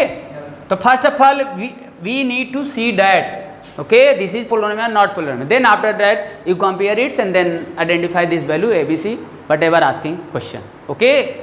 तो A X square plus B X plus C इसमें compare कर ली. अब जैसे मान लीजिए अगर हम ये दे दिए पी एक्स इज कर लूँ एक्स स्क्वायर माइनस 5 दे दिए और पूछे कि चलो ए बी सी बताओ. भाई क्वाड्रेटिक है ना, एक्स स्क्वायर माइनस 5 क्वाड्रेटिक है, बाइनोमियल है, ये भी बाइनोमियल है. समझ गए? अगर ये लिखे हैं एक्स स्क्वायर तो मोनोमियल हो गया. अगर ये लिखे हैं पी एक्स इज कर लूँ x square plus 3x plus 5, ये ट्रिनोमियल हो गया. तो बता दिए पहले कि मत सोचना कि टर्म को देखना नहीं, आपको सिर्फ वेरिएबल का पावर देखना है, डिग्री देखना है. उसके हिसाब से हम टाइप्स ऑफ पोलिनोमियल बताते हैं, ना कि हम टर्म को काउंट करेंगे कि 3 टर्म होगा. अब इसमें 3 टर्म तो लिखा है, समझिए? तो ये मैक्सिमम लिखा रहता है, जो मैक्सिमम हो सकता है वो लिखा है. समझ गए? वो मैक्सिमम लिखा है, ये कोई जरूरी नहीं है. समझ गए? अब 1 भी लिख सकते हो, 2 भी लिख सकते हो, 3 भी लिख सकते हो, ये मैक्सिमम टर्म लिखा है. ये हमेशा ध्यान रखना कि क्वाड्रेटिक में मैक्सिमम टर्म 3 होते हैं, 4 नहीं हो सकते हैं. समझ गए? तो मैक्सिमम के हिसाब से बात होता है. तो इसमें ए का वैल्यू कितना है? 1, बी का वैल्यू 0. समझ गए? भाई कोफिशिएंट कहाँ है इसमें? समझ गए? एक्स का कोफिशिएंट इसमें है, एक्स स्क्वायर का कोफिशिएंट ए, एक्स स्क्वायर का कोफिशिएंट 1, ए का वैल्यू 1, इसमें एक्स का कोफिशिएंट बी, इसमें एक्स नहीं है तो बी 0 और सी का वैल्यू -5. तो दिस इज वैल्यू. समझ गए? तो ऐसे आपको कंपेयर करना. वैसे क्यूबिक में भी कंपेयर करना है. जैसे 1-2 तो क्यूबिक ले लेते हैं. अरे नहीं, जब ही ख़त्म कहाँ हो, तुम काहे टेंशन ले रहे हो? तुम देखो धीरे धीरे. हम क्या बोले हैं कि एल्गोरिथम को फॉलो करोगे तो समझ में बढ़िया से आएगा. जल्दी में रहोगे, समझे ना? सबसे बड़ा हथियार क्या होता है? सबसे बड़ा हथियार पेशेंस. समझे ना? और पेशेंस, सबसे बड़ा हथियार क्या होता है? पेशेंस. समझ गए? और हथियार होता है पेशेंस. और उस हथियार में और लेबोरियस मतलब लेबर करना, मेहनत करना है, लेबोरियस बनो. समझ गए? तो जो मेहनती होता है उसके अंदर पेशेंस आ जाता है. समझ गए? अगर वो मेहनती नहीं है तो उसके अंदर कभी पेशेंस नहीं होगा. पेशेंस मेहनती के अंदर होता है. मेहनती के अंदर सब चीज़ आ जाता है जी. मेहनती जब बन जाओगे ना तो हर चीज़ आ जाएगा. आपको इंटीग्रिटी आ जाएगा, ऑनेस्टी आ जाएगा, थोड़ा मोरली भी बात करोगे. फिर उसके बाद आप झूठ भी नहीं बोलोगे. झूठ बोलोगे तो भी आपको शर्म लगेगा. समझ गए? और पेशेंस भी आपके अंदर आ जाएगा, डिसिप्लिन भी आ जाएगा, बहुत सारी चीज़ आ जाएगा. मेहनत से सारा चीज़ आ जाता है. मेहनत ऐसी थोड़ा ना करोगे, बिना डिसिप्लिन के मेहनत करोगे. सबसे पहला आपका डिसिप्लिन है. आदत बनाना है तो आपको अनुशासन से आदत बनेगा, और आदत ही सबसे बड़ा वो होता है. आदत बदल लोगे तो सुने हो ना कभी कि आदत से चरित्र बदल जाता है. समझ गए? तो आदत बदलिए, और आदत बदलिए तो पेशेंस रखिए पहले. चलिए देखिए. हाँ तो ठीक है. देखो मान लो अगर ये लिखें P X is equal to 3x square plus, चलिए 3x cube 5x square plus 3x plus 2 ऐसे लिख दिए. अब ये क्यूबिक है ना? तो अब ये कितना है? X cube plus B X square plus C X plus D. ये क्यूबिक फॉर्म हो गया. ठीक? ए का वैल्यू 3, बी का वैल्यू 5, एक्स का वैल्यू कोएफिशिएंट 3 है, सी का वैल्यू 3 और डी 2. समझ गए? तो ऐसे आपको ध्यान रखना है. इसमें डिग्री कितना हो गया? 3. समझे ना? अब आते हैं जीरोज पर बात करते हैं. समझ गए? जीरोज का बात करते हैं. जीरोज क्या होता है भाई? जीरोज क्या होगा? समझ गए? यानी हर पोलिनोमियल में एक जीरोज होगा अपना. देखो हर पोलिनोमियल में अपना एक जीरोज होगा. एक ही होगा कि 2 होगा कि 3 होगा कि 4 होगा कि 10 होगा कि 5 होगा? क्या होगा? कैसे डिसाइड करोगे? समझे? सबसे पहले देखो जीरोज को क्या डिफाइन करोगे। जीरोज का मतलब हो गया, जो जीरोज होता है, जीरोज का मतलब जीरो नहीं, और वो वैल्यू जीरो भी आ सकता है। जीरोज यानी एक नंबर सिस्टम का वैल्यू होता है, नंबर सिस्टम का एक वैल्यू होगा। Value of variable, value of variable, value of variable. अब वैल्यू ऑफ वेरिएबल, अब जो पोलिनोमियल रहेगा आपको एक ही टर्म में रहेगा क्या, एक से ज़्यादा टर्म में रहेगा नहीं ना, एक ही टर्म में ना रहेगा। जैसे मान लीजिए अगर हम ये पोलिनोमियल लिखे हैं x+1 लिखे, लीनियर पोलिनोमियल है क्योंकि इसमें डिग्री 1 है। तो अगर हम इसमें बोले कि जीरोज बताओ क्या है, तो जीरोज लीनियर में, लीनियर पोलिनोमियल में एग्जैक्टली एक ही जीरोज होगा, एग्जैक्टली एक ही जीरोज होगा। क्या होगा, एग्जैक्टली एक जीरोज होगा, समझ गए। और क्वाड्रेटिक पोलिनोमियल में क्या होगा, एटमोस्ट 2 होगा। और क्यूबिक पोलिनोमियल में क्या होगा, एटमोस्ट 3 होगा। तो ये थोड़ा बात को समझना पड़ेगा आपको, समझ गए, एटमोस्ट वाला, एग्जैक्टली वाला। और कांस्टेंट में क्या होगा, कांस्टेंट में क्या होगा बताइए, कांस्टेंट में जीरोज 0 होगा। और डिग्री क्या होगा, कांस्टेंट में डिग्री 0 होगा। जैसे अगर मान लीजिए अगर ये बोले px इक्वल टू हम लिख दिए 1/2 लिख दिए, ये कांस्टेंट पोलिनोमियल है। अब उसमें इंडिपेंडेंट वेरिएबल है, भाई वेरिएबल कहाँ है, तो वेरिएबल नहीं है तो आप वेरिएबल लगा सकते हो, पावर 0 ले सकते हो, तो पावर ही 0 है और डिग्री ही 0 है, तो यही 0 हो गया। तो 0 मतलब डिग्री 0, समझ गए। यानी कांस्टेंट पोलिनोमियल में डिग्री क्या होगा, 0। और कांस्टेंट पोलिनोमियल में जीरोज 0 निकाल नहीं सकते हो, 0 होगा मतलब बता नहीं सकते हो, समझ गए कि नहीं, सॉल्व नहीं कर सकते हो, ठीक ना। वेरिएबल से ही इंडिपेंडेंट है तो कैसे निकाल लोगे, समझे। तो ये चीज़ें हैं। तो आप लीनियर में क्या होगा, लीनियर में 1 होगा, क्वाड्रेटिक में 2 होगा, क्यूबिक में क्या एग्जैक्टली 9। ध्यान रखना है, लोग 2 बता देते हैं, समझ गए। डिग्री के हिसाब से होता है, लेकिन डिग्री के हिसाब आप बोलेंगे चलो बताओ क्वाड्रेटिक पोलिनोमियल में जीरोज कितना होगा, तो बोलोगे 2। पूछेंगे चलो क्वाड्रेटिक पोलिनोमियल में डिग्री बताओ, तो बोलोगे सर 2, समझ गए, एटमोस्ट 2 और डिग्री भी 2। तो डिग्री के हिसाब से एटमोस्ट लगाते हैं, डिग्री के हिसाब से क्या लगाते हैं, एटमोस्ट लगाते हैं। बात समझ में आएगी, एग्जांपल लेंगे तो समझ जाओगे मेरा बात है। बस इतना ध्यान रखना कि लीनियर पोलिनोमियल में एक ही जीरोज होगा, एग्जैक्टली 1 होगा, क्वाड्रेटिक में एटमोस्ट 2 होगा, क्यूबिक में एटमोस्ट 3 होगा, समझ गए। बाय क्वाड्रेटिक में एटमोस्ट 4 होगा। अब वो 4 जरूरी नहीं कि 4 हो गई, एटमोस्ट का मतलब समझते हो, मान लो हैं, हाँ जैसे अभी हम लिखे थे ना ये एटमोस्ट, अब सोचो x² + bx+ ये लिखे हैं, c लिखे हैं, तो एटमोस्ट 3 टर्म है, समझ गए। तो 1 टर्म भी हो सकता है, 2 टर्म भी हो सकता है, 3 टर्म भी हो सकता है, 3 से ज़्यादा टर्म नहीं होगा क्वाड्रेटिक पोलिनोमियल में, समझ गए। तो एटमोस्ट मान लो हमारे पास 3 रुपया है, तो मेरे पास हो सकता है कि 1 भी रुपया ना हो सकता है कि 1 रुपया हो सकता है कि 2 रुपया हो सकता है कि 3 रुपया, 3 से ज़्यादा नहीं होगा, समझ गए। एटमोस्ट का मतलब ये होता है 3 से ज़्यादा कभी नहीं होगा, ठीक ना। जब एटमोस्ट 3 का बात कर दिए, तो एटमोस्ट 2 का बात कर दिए तो 2 से ज़्यादा कभी नहीं आएगा। 1 भी जीरो जा सकता है, 1 भी जीरो नहीं आ सकता है, 1 भी जीरो नहीं आ सकता है, 2 भी जीरो जा सकता है क्वाड्रेटिक में। और लीनियर में हमेशा 1 जीरोज होगा। अगर हम बोलें चलो आप x का वैल्यू बताओ जो ये दोनों का सम करने पर px लड्डू मिल जाए, px लड्डू हो जाए, लड्डू मतलब वो x का वैल्यू हम दें जो px 0 बन जाए, वही जीरोज होता है, समझिए। आप x का वैल्यू ऐसा बताओ जो इनको सम करने पर क्या होगा कि 0 हो जाएगा, समझे। तो आप लीनियर में बस ऐसे देख सकते हो। तो आप -1 ले लिए, +1 करोगे तो 0 मिल जाएगा, भाई +1 है -1 है, समझिए। यानी सभी लीनियर पोलिनोमियल में हमेशा जीरोज निकलेगा, समझ गए। क्वाड्रेटिक में कोई जरूरी नहीं है, क्वाड्रेटिक में निकलेगा और नहीं वो निकलेगा। तो जो क्वाड्रेटिक में हम लोग जो निकालेंगे वो नंबर सिस्टम से आना चाहिए। जैसे हम आप बोले कि -1 का क्या है, नंबर सिस्टम का एलिमेंट है ना, अरे नंबर सिस्टम का वैल्यू है नहीं, इंटीजर है ना, तो -1 + 1 कर दिए तो 0 हो गया। तो x का वैल्यू क्या लिया, -1, तो -1 क्या है, जीरोज है, यानी जीरोज है किसका, इस लीनियर पोलिनोमियल का, समझ गए। अब -1 के अलावा और कोई सोच सकते हो, है ये नहीं है, सोचोगे क्या, समझ गए। -1 + 1 होगा तभी 0 होगा, कोई और कोई वैल्यू x का डिफाइन होगा, नहीं होगा, समझ गए। यानी यहाँ से x का वैल्यू क्या आया, -1 आया ना। अब ये -1 क्या है, -1 आपका जीरोज है, क्या है, जीरोज है। अभी जीरोज क्यों है, -1 + 1 किए तो px 0 आ रहा है, तो जब px 0 आएगा तो वो जीरोज कहलाएगा, समझ गए, जीरोज कहलाएगा, समझे ना। तो ये बातें है। तो लीनियर में तो आप ऐसे ही देख सकते हो। अब हमको क्वाड्रेटिक एग्जाम्पल लेकर समझना है, समझ गए। तो क्वाड्रेटिक का हम जीरोज कैसे निकालेंगे, और क्वाड्रेटिक में जीरो ध्यान रखना एटमोस्ट 2 होगा। तो पहले एटमोस्ट वाला बातें समझाते हैं, फिर इसका प्रोसेस बताते हैं कि कैसे निकालोगे और कौन से कंडीशन में आपका नहीं आएगा। यानी आपको तो यहाँ पर आपको फैक्टर भी समझ में आएगा, mid term splitting method class 8 में पढ़े हो, समझ गए। वो तरीका भी आपको यहाँ पर आएगा, सब तरीका पढ़ लोगे, समझ गए कि नहीं।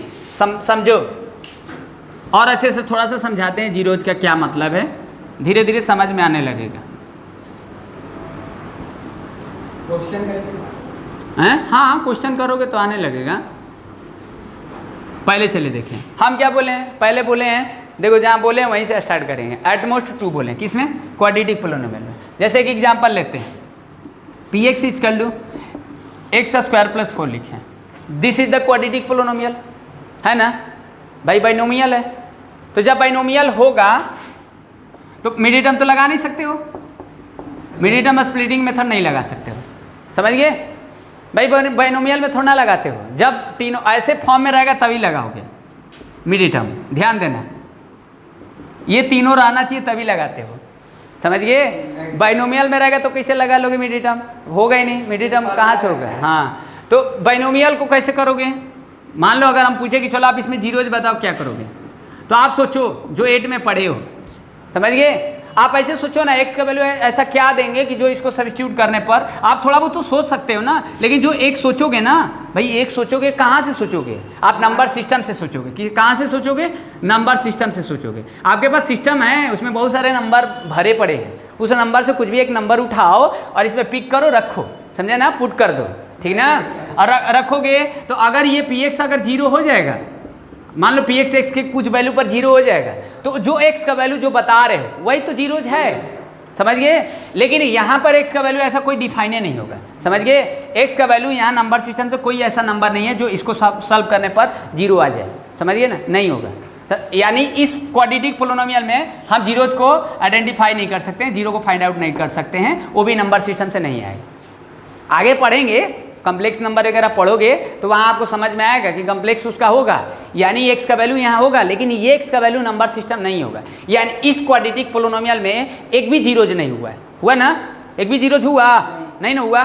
तो यानी एटमोस्ट 2 का मतलब समझ गए, एटमोस्ट 2 का मतलब 0 1 2, 0 का मतलब यू कांट सॉल्व दिस, समझ गए। जैसे यहाँ पर हम लिखे हैं, सॉल्व नहीं किए, तो यहाँ पर जीरोज क्या होगा, 0 0 का मतलब x का वैल्यू 0 नहीं, दिस इज नॉट 0। 0 का मतलब क्या है, जीरोज का मतलब 0 नहीं निकाल पाए हैं, इसलिए 0 बोल रहे हैं, मतलब काउंट नहीं कर रहे हो, 1 2 3 4 ऐसे नहीं है। 0 का मतलब भी मत सोच लेना x का value 0, this is not, I am asking this type of, okay, this not x 0, समझ गए।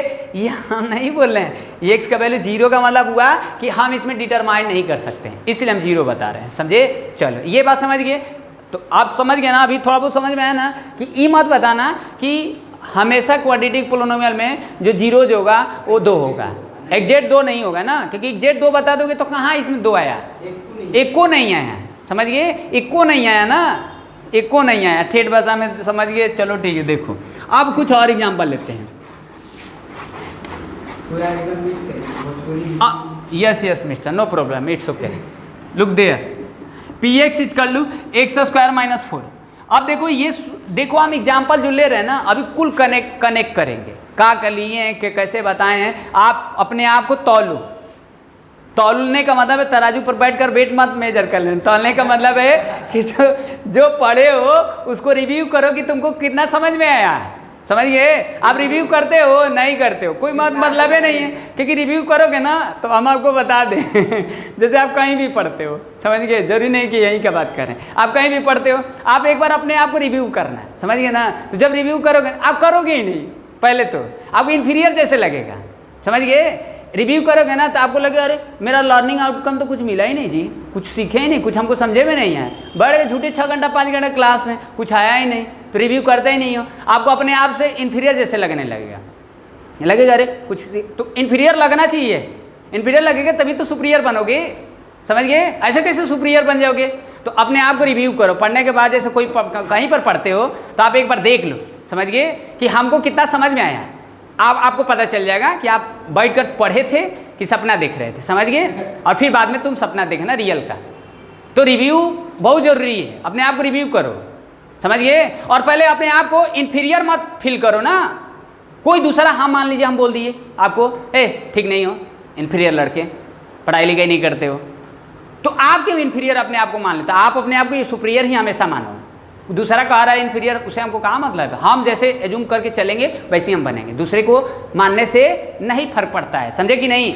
आप अपने आप को मानो कि हम सुपीरियर हैं, आई एम सुपीरियर, समझ गए? Yes, okay. देखो अब इसको क्या करोगे, इस वाले को बताओ। इसका -2 और 2 हो सकता है, -2 और 2 हो सकता है। तो अब इसमें देखो, आखिर अब -2 और +2 ला रहे हो तो आप कहाँ से ला रहे हो? कौन सा प्रोसेस लगा रहे हो भाई? अगर हम पूछे कि इसमें बताओ कौन सा प्रोसेस लगा रहे हो, समझिए। तो प्रोसेस लगा रहे हो, कह रहे हो सर थिंकिंग बेस लगा रहे हैं, समझिए, थिंकिंग बेस लगा रहे हैं। कोई यहाँ पर कोई आपको कोई प्रोसेस हेल्प कर रहा है? नहीं। मतलब कौन सा तरीका लगा रहे हो? अगर हम पूछे कि चलो बताओ x का वैल्यू -2 और +2 कहाँ से ले हो, तो आप सोचे हो मैथ्स कहीं ना कहीं आपको ऐसा भी करना पड़ता है। हर जगह ये मत सोच लेना कि यही तरीका लगेगा, समझ गए? ये तो बोल ही दिए कि 3 टर्म रहेगा तभी लगेगा, और जब ये 3 टर्म रहेगा इससे भी नहीं होगा, तो इसका मतलब होगा कि जो वैल्यू आप 0 निकालोगे उस नंबर सिस्टम का नहीं होगा, यानी आपके सिलेबस का क्वेश्चन नहीं होगा, समझ गए कि नहीं? या तो बाइनोमियल में रहेगा तो बाइनोमियल में ऐसे ही सोच लोगे, समझ गए? ऐसे ही सोच लोगे। जैसे सोचे यहाँ पर देखो x का वैल्यू कोई डिफाइन नहीं होगा, मतलब इसमें कोई जीरो नहीं है, लेकिन ये भी क्वाड्रेटिक है।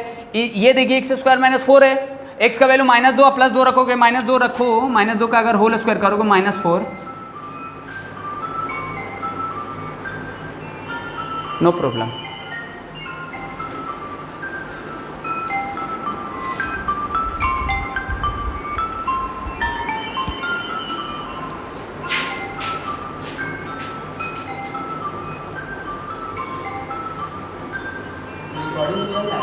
Yes no problem, it's okay, carry on. बस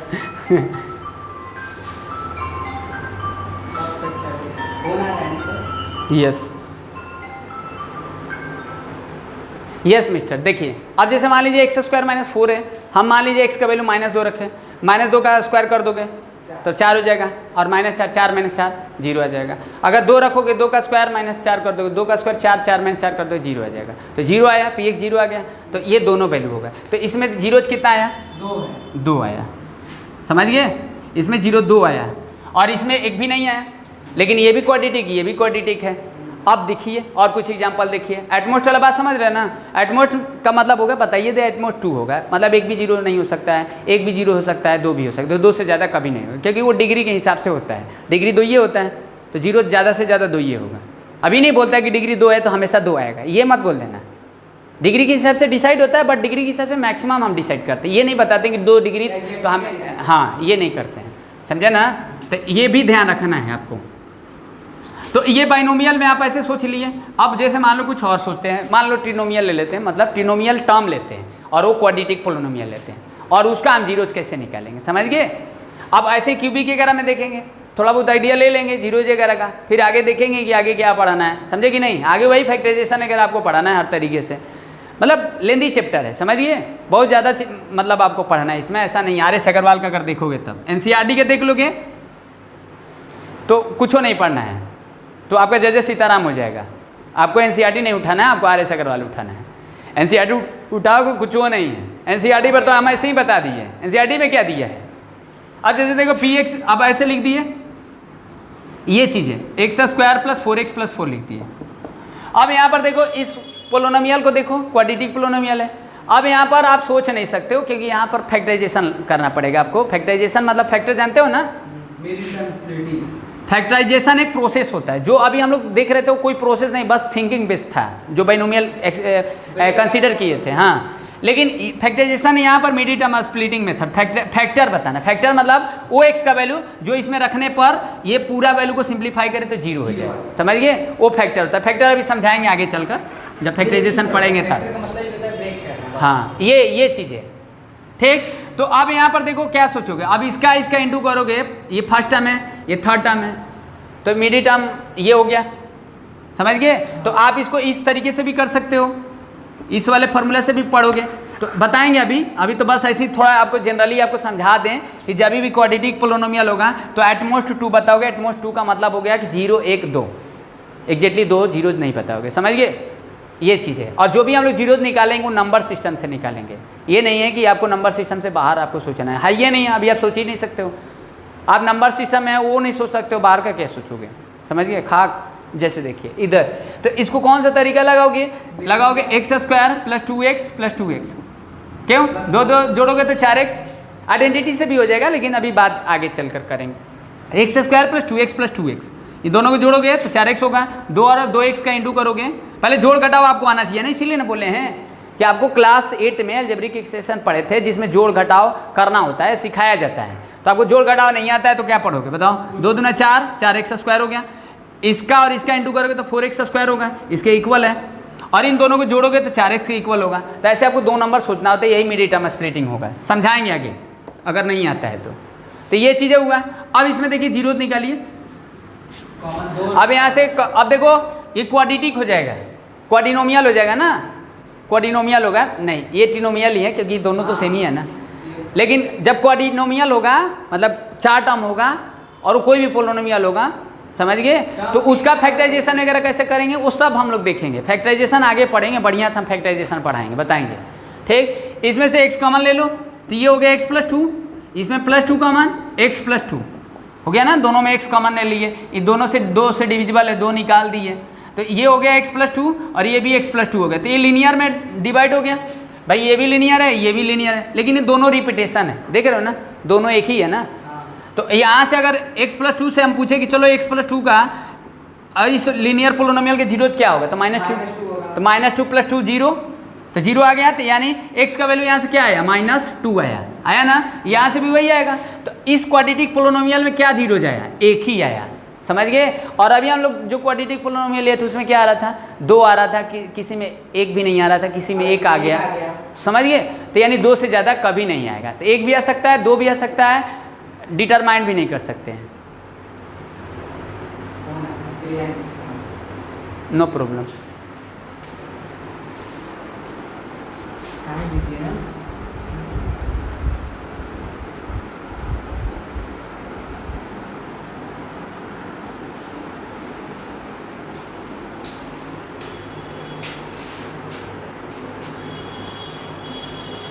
हो गया, चलिए ठीक।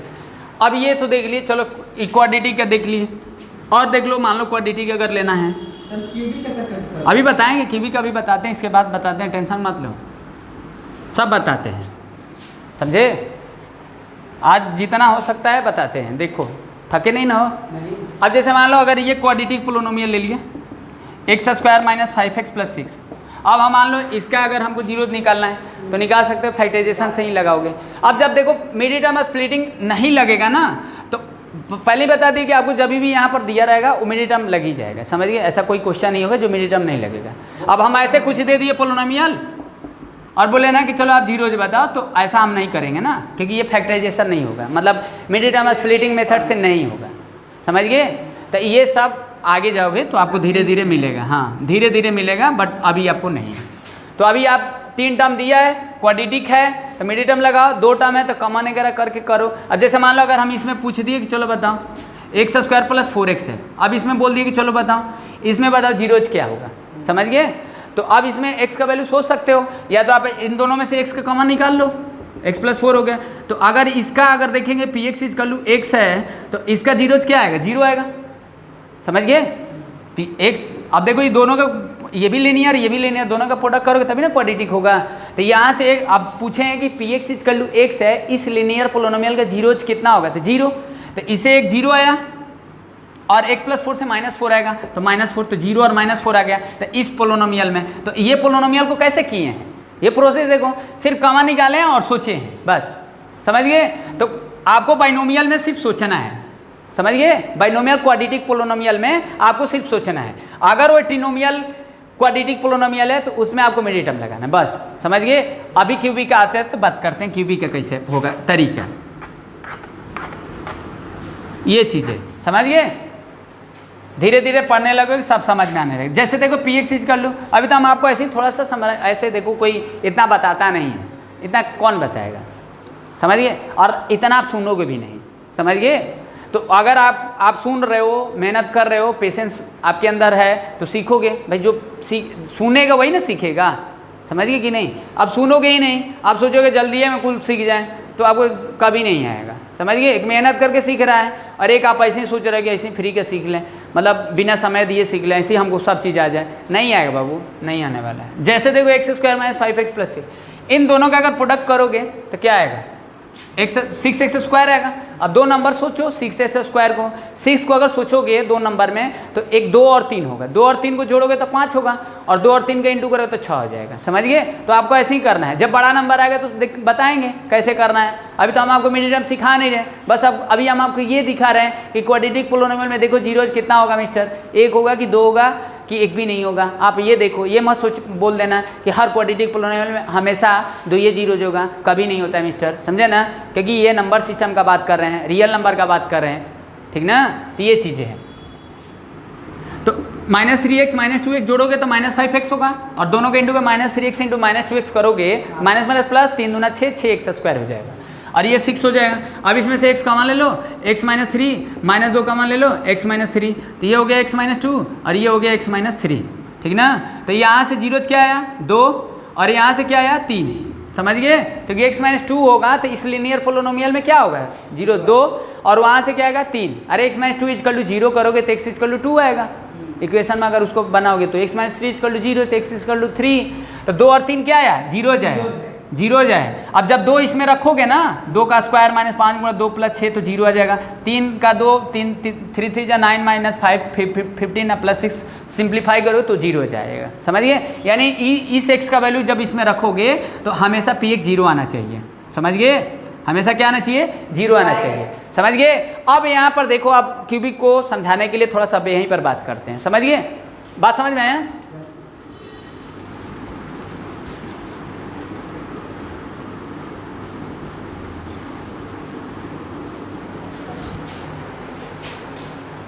अच्छा, फ़ोन कर रहे थे, अच्छा कोई बात नहीं, सीट कोई दिक्कत नहीं, बैठ जाओ। ये देखिए मिस्टर x - 2 है। अब देखो, अगर हम ये बोलें कि px = x² - 5x + 6 है, ठीक, तो ये x - 2 क्या है, x - 2 क्या है, इस पोलिनोमियल का ये फैक्टर है और ये भी फैक्टर है। यानी x - 2 से जब डिवाइड करोगे x² - 5x + 6 में तो रिमाइंडर क्या मिलेगा 0 मिलेगा। समझ गए। अगर यही x - 3 से जब x² - 5x + 6 से जब डिवाइड करोगे तो रिमाइंडर क्या मिलेगा 0 मिलेगा। समझ गए, बात समझ में आ रहा है। या तो आप ऐसे भी कर सकते हो, तो ये एक तरीका हो गया जिसमें आपको क्वेश्चन निकालना है। तो जब x - 2 से जब इस पोलिनोमियल में डिवाइड करोगे तो मेरा क्वेश्चन x - 3 मिलेगा। भाई सिंपल है, देख ही रहे हो कि ये अब जब फैक्टर होता है तो आपको पता है ना, आप पढ़े भी हो, थोड़ा बहुत पढ़े हो, डिविडेंड = डिवाइजर इनटू क्वेश्चन। अब थोड़ा सा एक्स्ट्रा चलेंगे ना, क्वेश्चन प्लस रिमाइंडर, ये होता है ना। तो अब यहाँ पर जब इसका फैक्टर कर दिए तो इसका फैक्टर क्या किए हो, ये एक फैक्टर है, ये भी इसका फैक्टर है। समझ गए।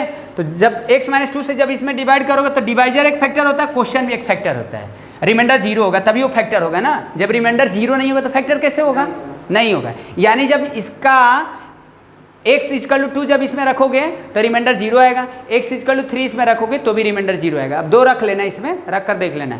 और जब x - 2 से जब इसमें डिवाइड, आप कहेंगे सर इसको क्यों बता रहे हैं, इसको इसलिए बता रहे हैं क्योंकि अभी तुमको क्यूबिक का जानना है ना।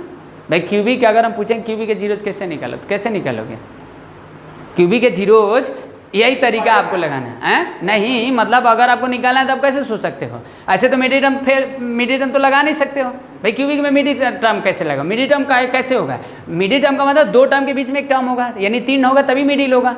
भाई 4 हो जाएगा तो कैसे हो जाएगा, नहीं ना होगा। तो क्यूबिक को कैसे करोगे, क्यूबिक का तरीका डिवाइड वाला तरीका से करना है, जैसे हम एक एग्जाम्पल लेकर समझाते हैं। समझिए, इसीलिए हम अभी बात कर रहे थे, ये बात समझ रहे हो ना। अभी तुम फैक्टर समझे ना, फैक्टर क्या होता है। जैसे हम x² - 5x + 6 का क्या किए, फैक्टर है ना किए हैं, स्प्लिट किए x - 2 और x - 3 में। तो जब x - 2 से जब इसमें डिवाइड करोगे तो मेरे को क्वेश्चन क्या मिलेगा x - 3 मिलेगा। जब x - 3 से जब इसमें डिवाइड करोगे तो मेरे को क्या मिलेगा x - 2 मिलेगा ना। तो ये चीज़ें हैं। तो अब यहाँ पर मान लो एक क्यूबिक लेते हैं, समझो थोड़ा सा।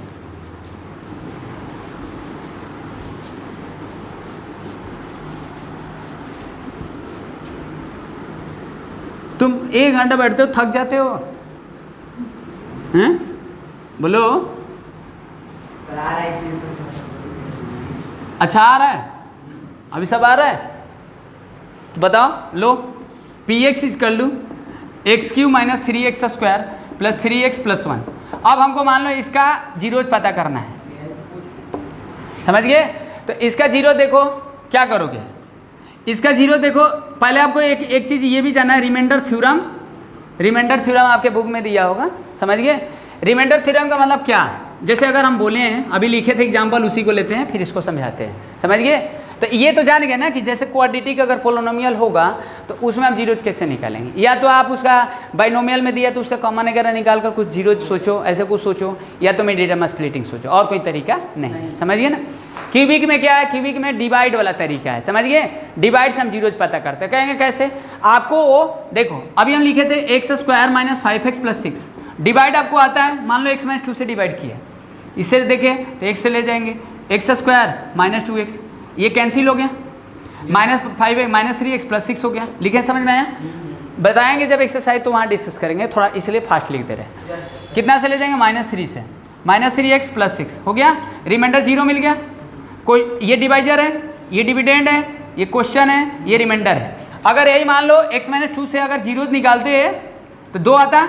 अब 2 को इसमें रखोगे, पी एक्स इज कर लूँ x square minus 5x plus 6, जब 2 रखोगे इसमें तो क्या लग रहा है आपको, कितना आएगा बताओ?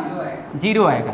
तो ये रिमाइंडर 0 हो गया, तो ये रिमाइंडर हो गया, रिमाइंडर थ्योरम हो गया, समझ गए? ये लॉन्ग डिवीजन लगा दिए, समझ गए? तो जब भी रिमाइंडर अगर पता करना है, जैसे मान लो ये पोलिनोमियल दिए हैं और कोई gx दे दिए, gx मतलब डिवाइजर, ये डिवाइजर तो हम जनरली एज्यूम करते हैं, और rx जो होगा रिमाइंडर हो गया, ये रिमाइंडर हो गया, ठीक?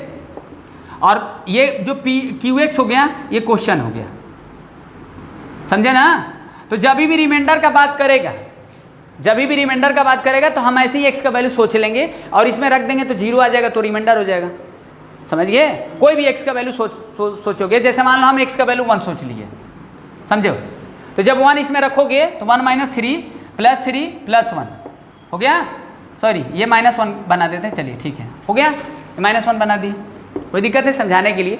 जैसे देखो पी एक्स लिए, x Q minus 3x square plus 6 minus 1 लिए, हम इसका फैक्टर निकालना चाहते हैं, इसको स्प्लिट करना चाहते हैं लीनियर क्वाड्रेटिक वगैरह में, समझ गए भाई?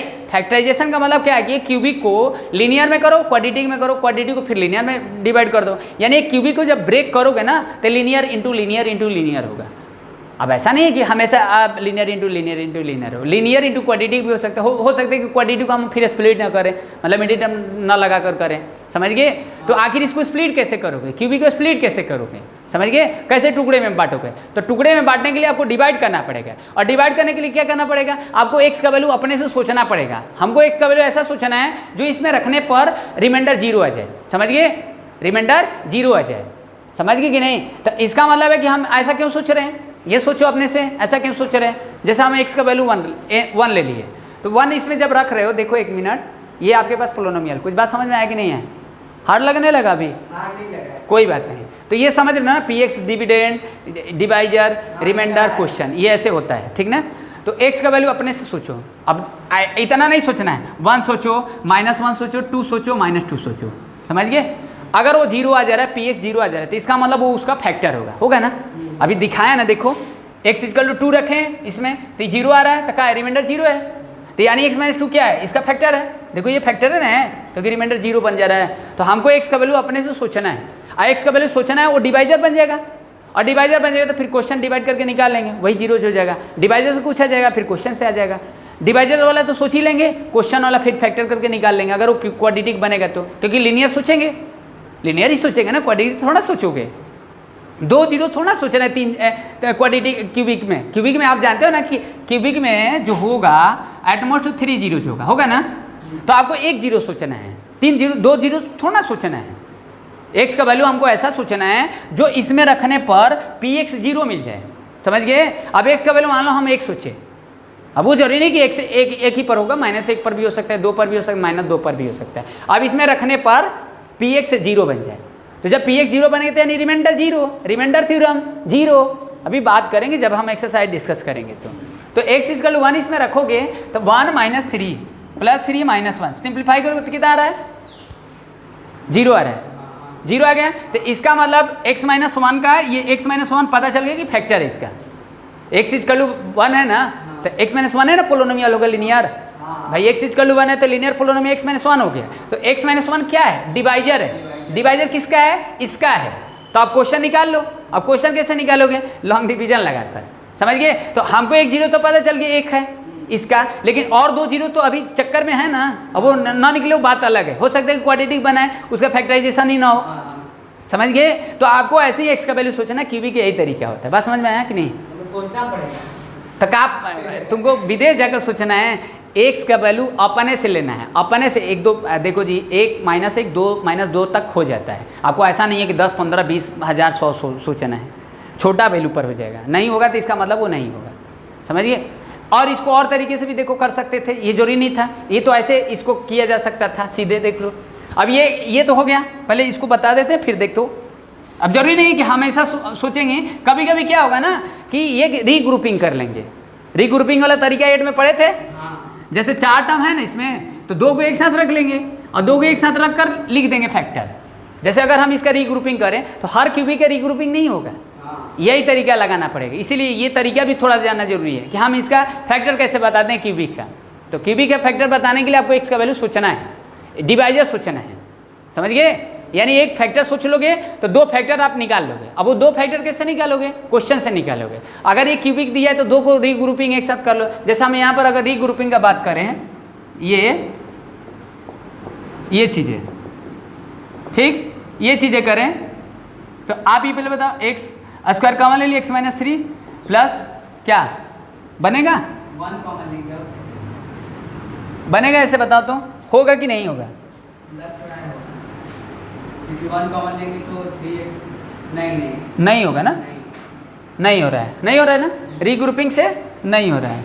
1 मिनट, होगा ही नहीं। X Q minus 3x minus 3x square minus 1 है, x कॉमन ले लिया, x स्क्वायर माइनस 3 नहीं होगा, रीग्रुपिंग से नहीं होगा। तो कौन रीग्रुपिंग से हो जाएगा, समझ गए? बात समझ में आ रहा है? तो अभी मत सोचना, ये तो हम ऐसे एग्जाम्पल ले लिए। तो अब इसका कैसे करोगे? अब x माइनस 1 से इसका फैक्टर डिवाइड करोगे, इसमें डिवाइड आता है। अब जब ये एक फैक्टर है, इसका एक फैक्टर हमको पता चल गया। अभी एक फैक्टर कौन तरीका से नहीं पता चला है, बस ऐसे ही आपको प्रोसेस लगाए, सोच कर लगाए हो, और आप डिवाइजर पता करोगे। अब डिवाइजर पता करोगे तो डिवाइड करो, x स्क्वायर से ले जाओ, हो गया x Q minus x square, ये कैंसिल। अब देखोगे आगे तो सिखाएंगे फिर बढ़िया से, अभी तो बता दे रहे हैं ऐसी। Minus 3x square plus x square minus 2x square plus 3x उतार दो, ले जाओ, किससे ले जाओगे? माइनस 2x से हो जाएगा ना, minus 2x square plus 2x, ये लौट गया। अब रिमाइंडर हमेशा 0 आएगा, ध्यान रखना, क्योंकि एक चीज कर लो, जब 1 रखे हो इसमें तो 0 आ रहा है, तो ऐसा मत सोच लेना कि जब इसमें डिवाइड करो तो रिमाइंडर कुछ और आ जाएगा, 0 ही आएगा, समझ गए? क्योंकि यही चेक किए हो। अभी मत सोचना कि x माइनस 1 से जब लॉन्ग डिवीजन लगा रहे तो रिमाइंडर कुछ और आ रहा है। तो यहाँ से चेक पहले ही कर लिए, रिमाइंडर पता पहले ही चल गया कि 0 है, रिमाइंडर थ्योरम से, समझ गए? और यहाँ लॉन्ग डिवीजन से पता कर रहे हो, और ये डिवाइजर ये फैक्टर है इस पोलोनोमियल का, और ये निकालो तो ये कितना आ जाएगा? x और माइनस 1 ले जाओ, किससे? प्लस 1 से, तो ये हो जाएगा x माइनस 1, ये लौट गया, रिमाइंडर 0 मिल गया। तो यानी अब ये एक फैक्टर है, यानी x Q minus 3x square plus 3x minus 1 को अगर स्प्लिट करोगे तो x माइनस 1 टुकड़ा में बांटोगे, डिवाइजर हो गया, और ये क्वेश्चन हो गया, x square minus 2x plus 1 हो गया। तो यहाँ से एक 0 जाएगा, अब यहाँ से 2 0 जाएगा, अब यहाँ से आएगा तो कौन सा तरीका लगा? मिड टर्म स्प्लिटिंग लगाओ, और नहीं होगा तो बस आप चुपचाप लगा जाना, भाई हो जाएगा। X square minus 2x plus 1 का अगर फैक्टर करोगे तो X square minus X plus 1, X common X minus 1 minus 1 common X minus 1, यानी यहाँ से सिर्फ X minus 1 into X minus 1 into X minus 1 ही होगा, यानी एक ही 0 होगा, समझ गए? 3 नहीं होगा, समझ गए? टुकड़ा में तो बांट ही दी, X minus 1 into X minus 1 into X minus 1, तो इसका फैक्टर कर लेना मिड टर्म से। तो ये चीज़ है, तो ये प्रोसेस हम लोग क्यूबिक में लगाते हैं, तो क्यूबिक में आपको ये चीज़ें सोचना पड़ेगा, समझ गए? चलिए डिस्कस करेंगे बाद में फिर।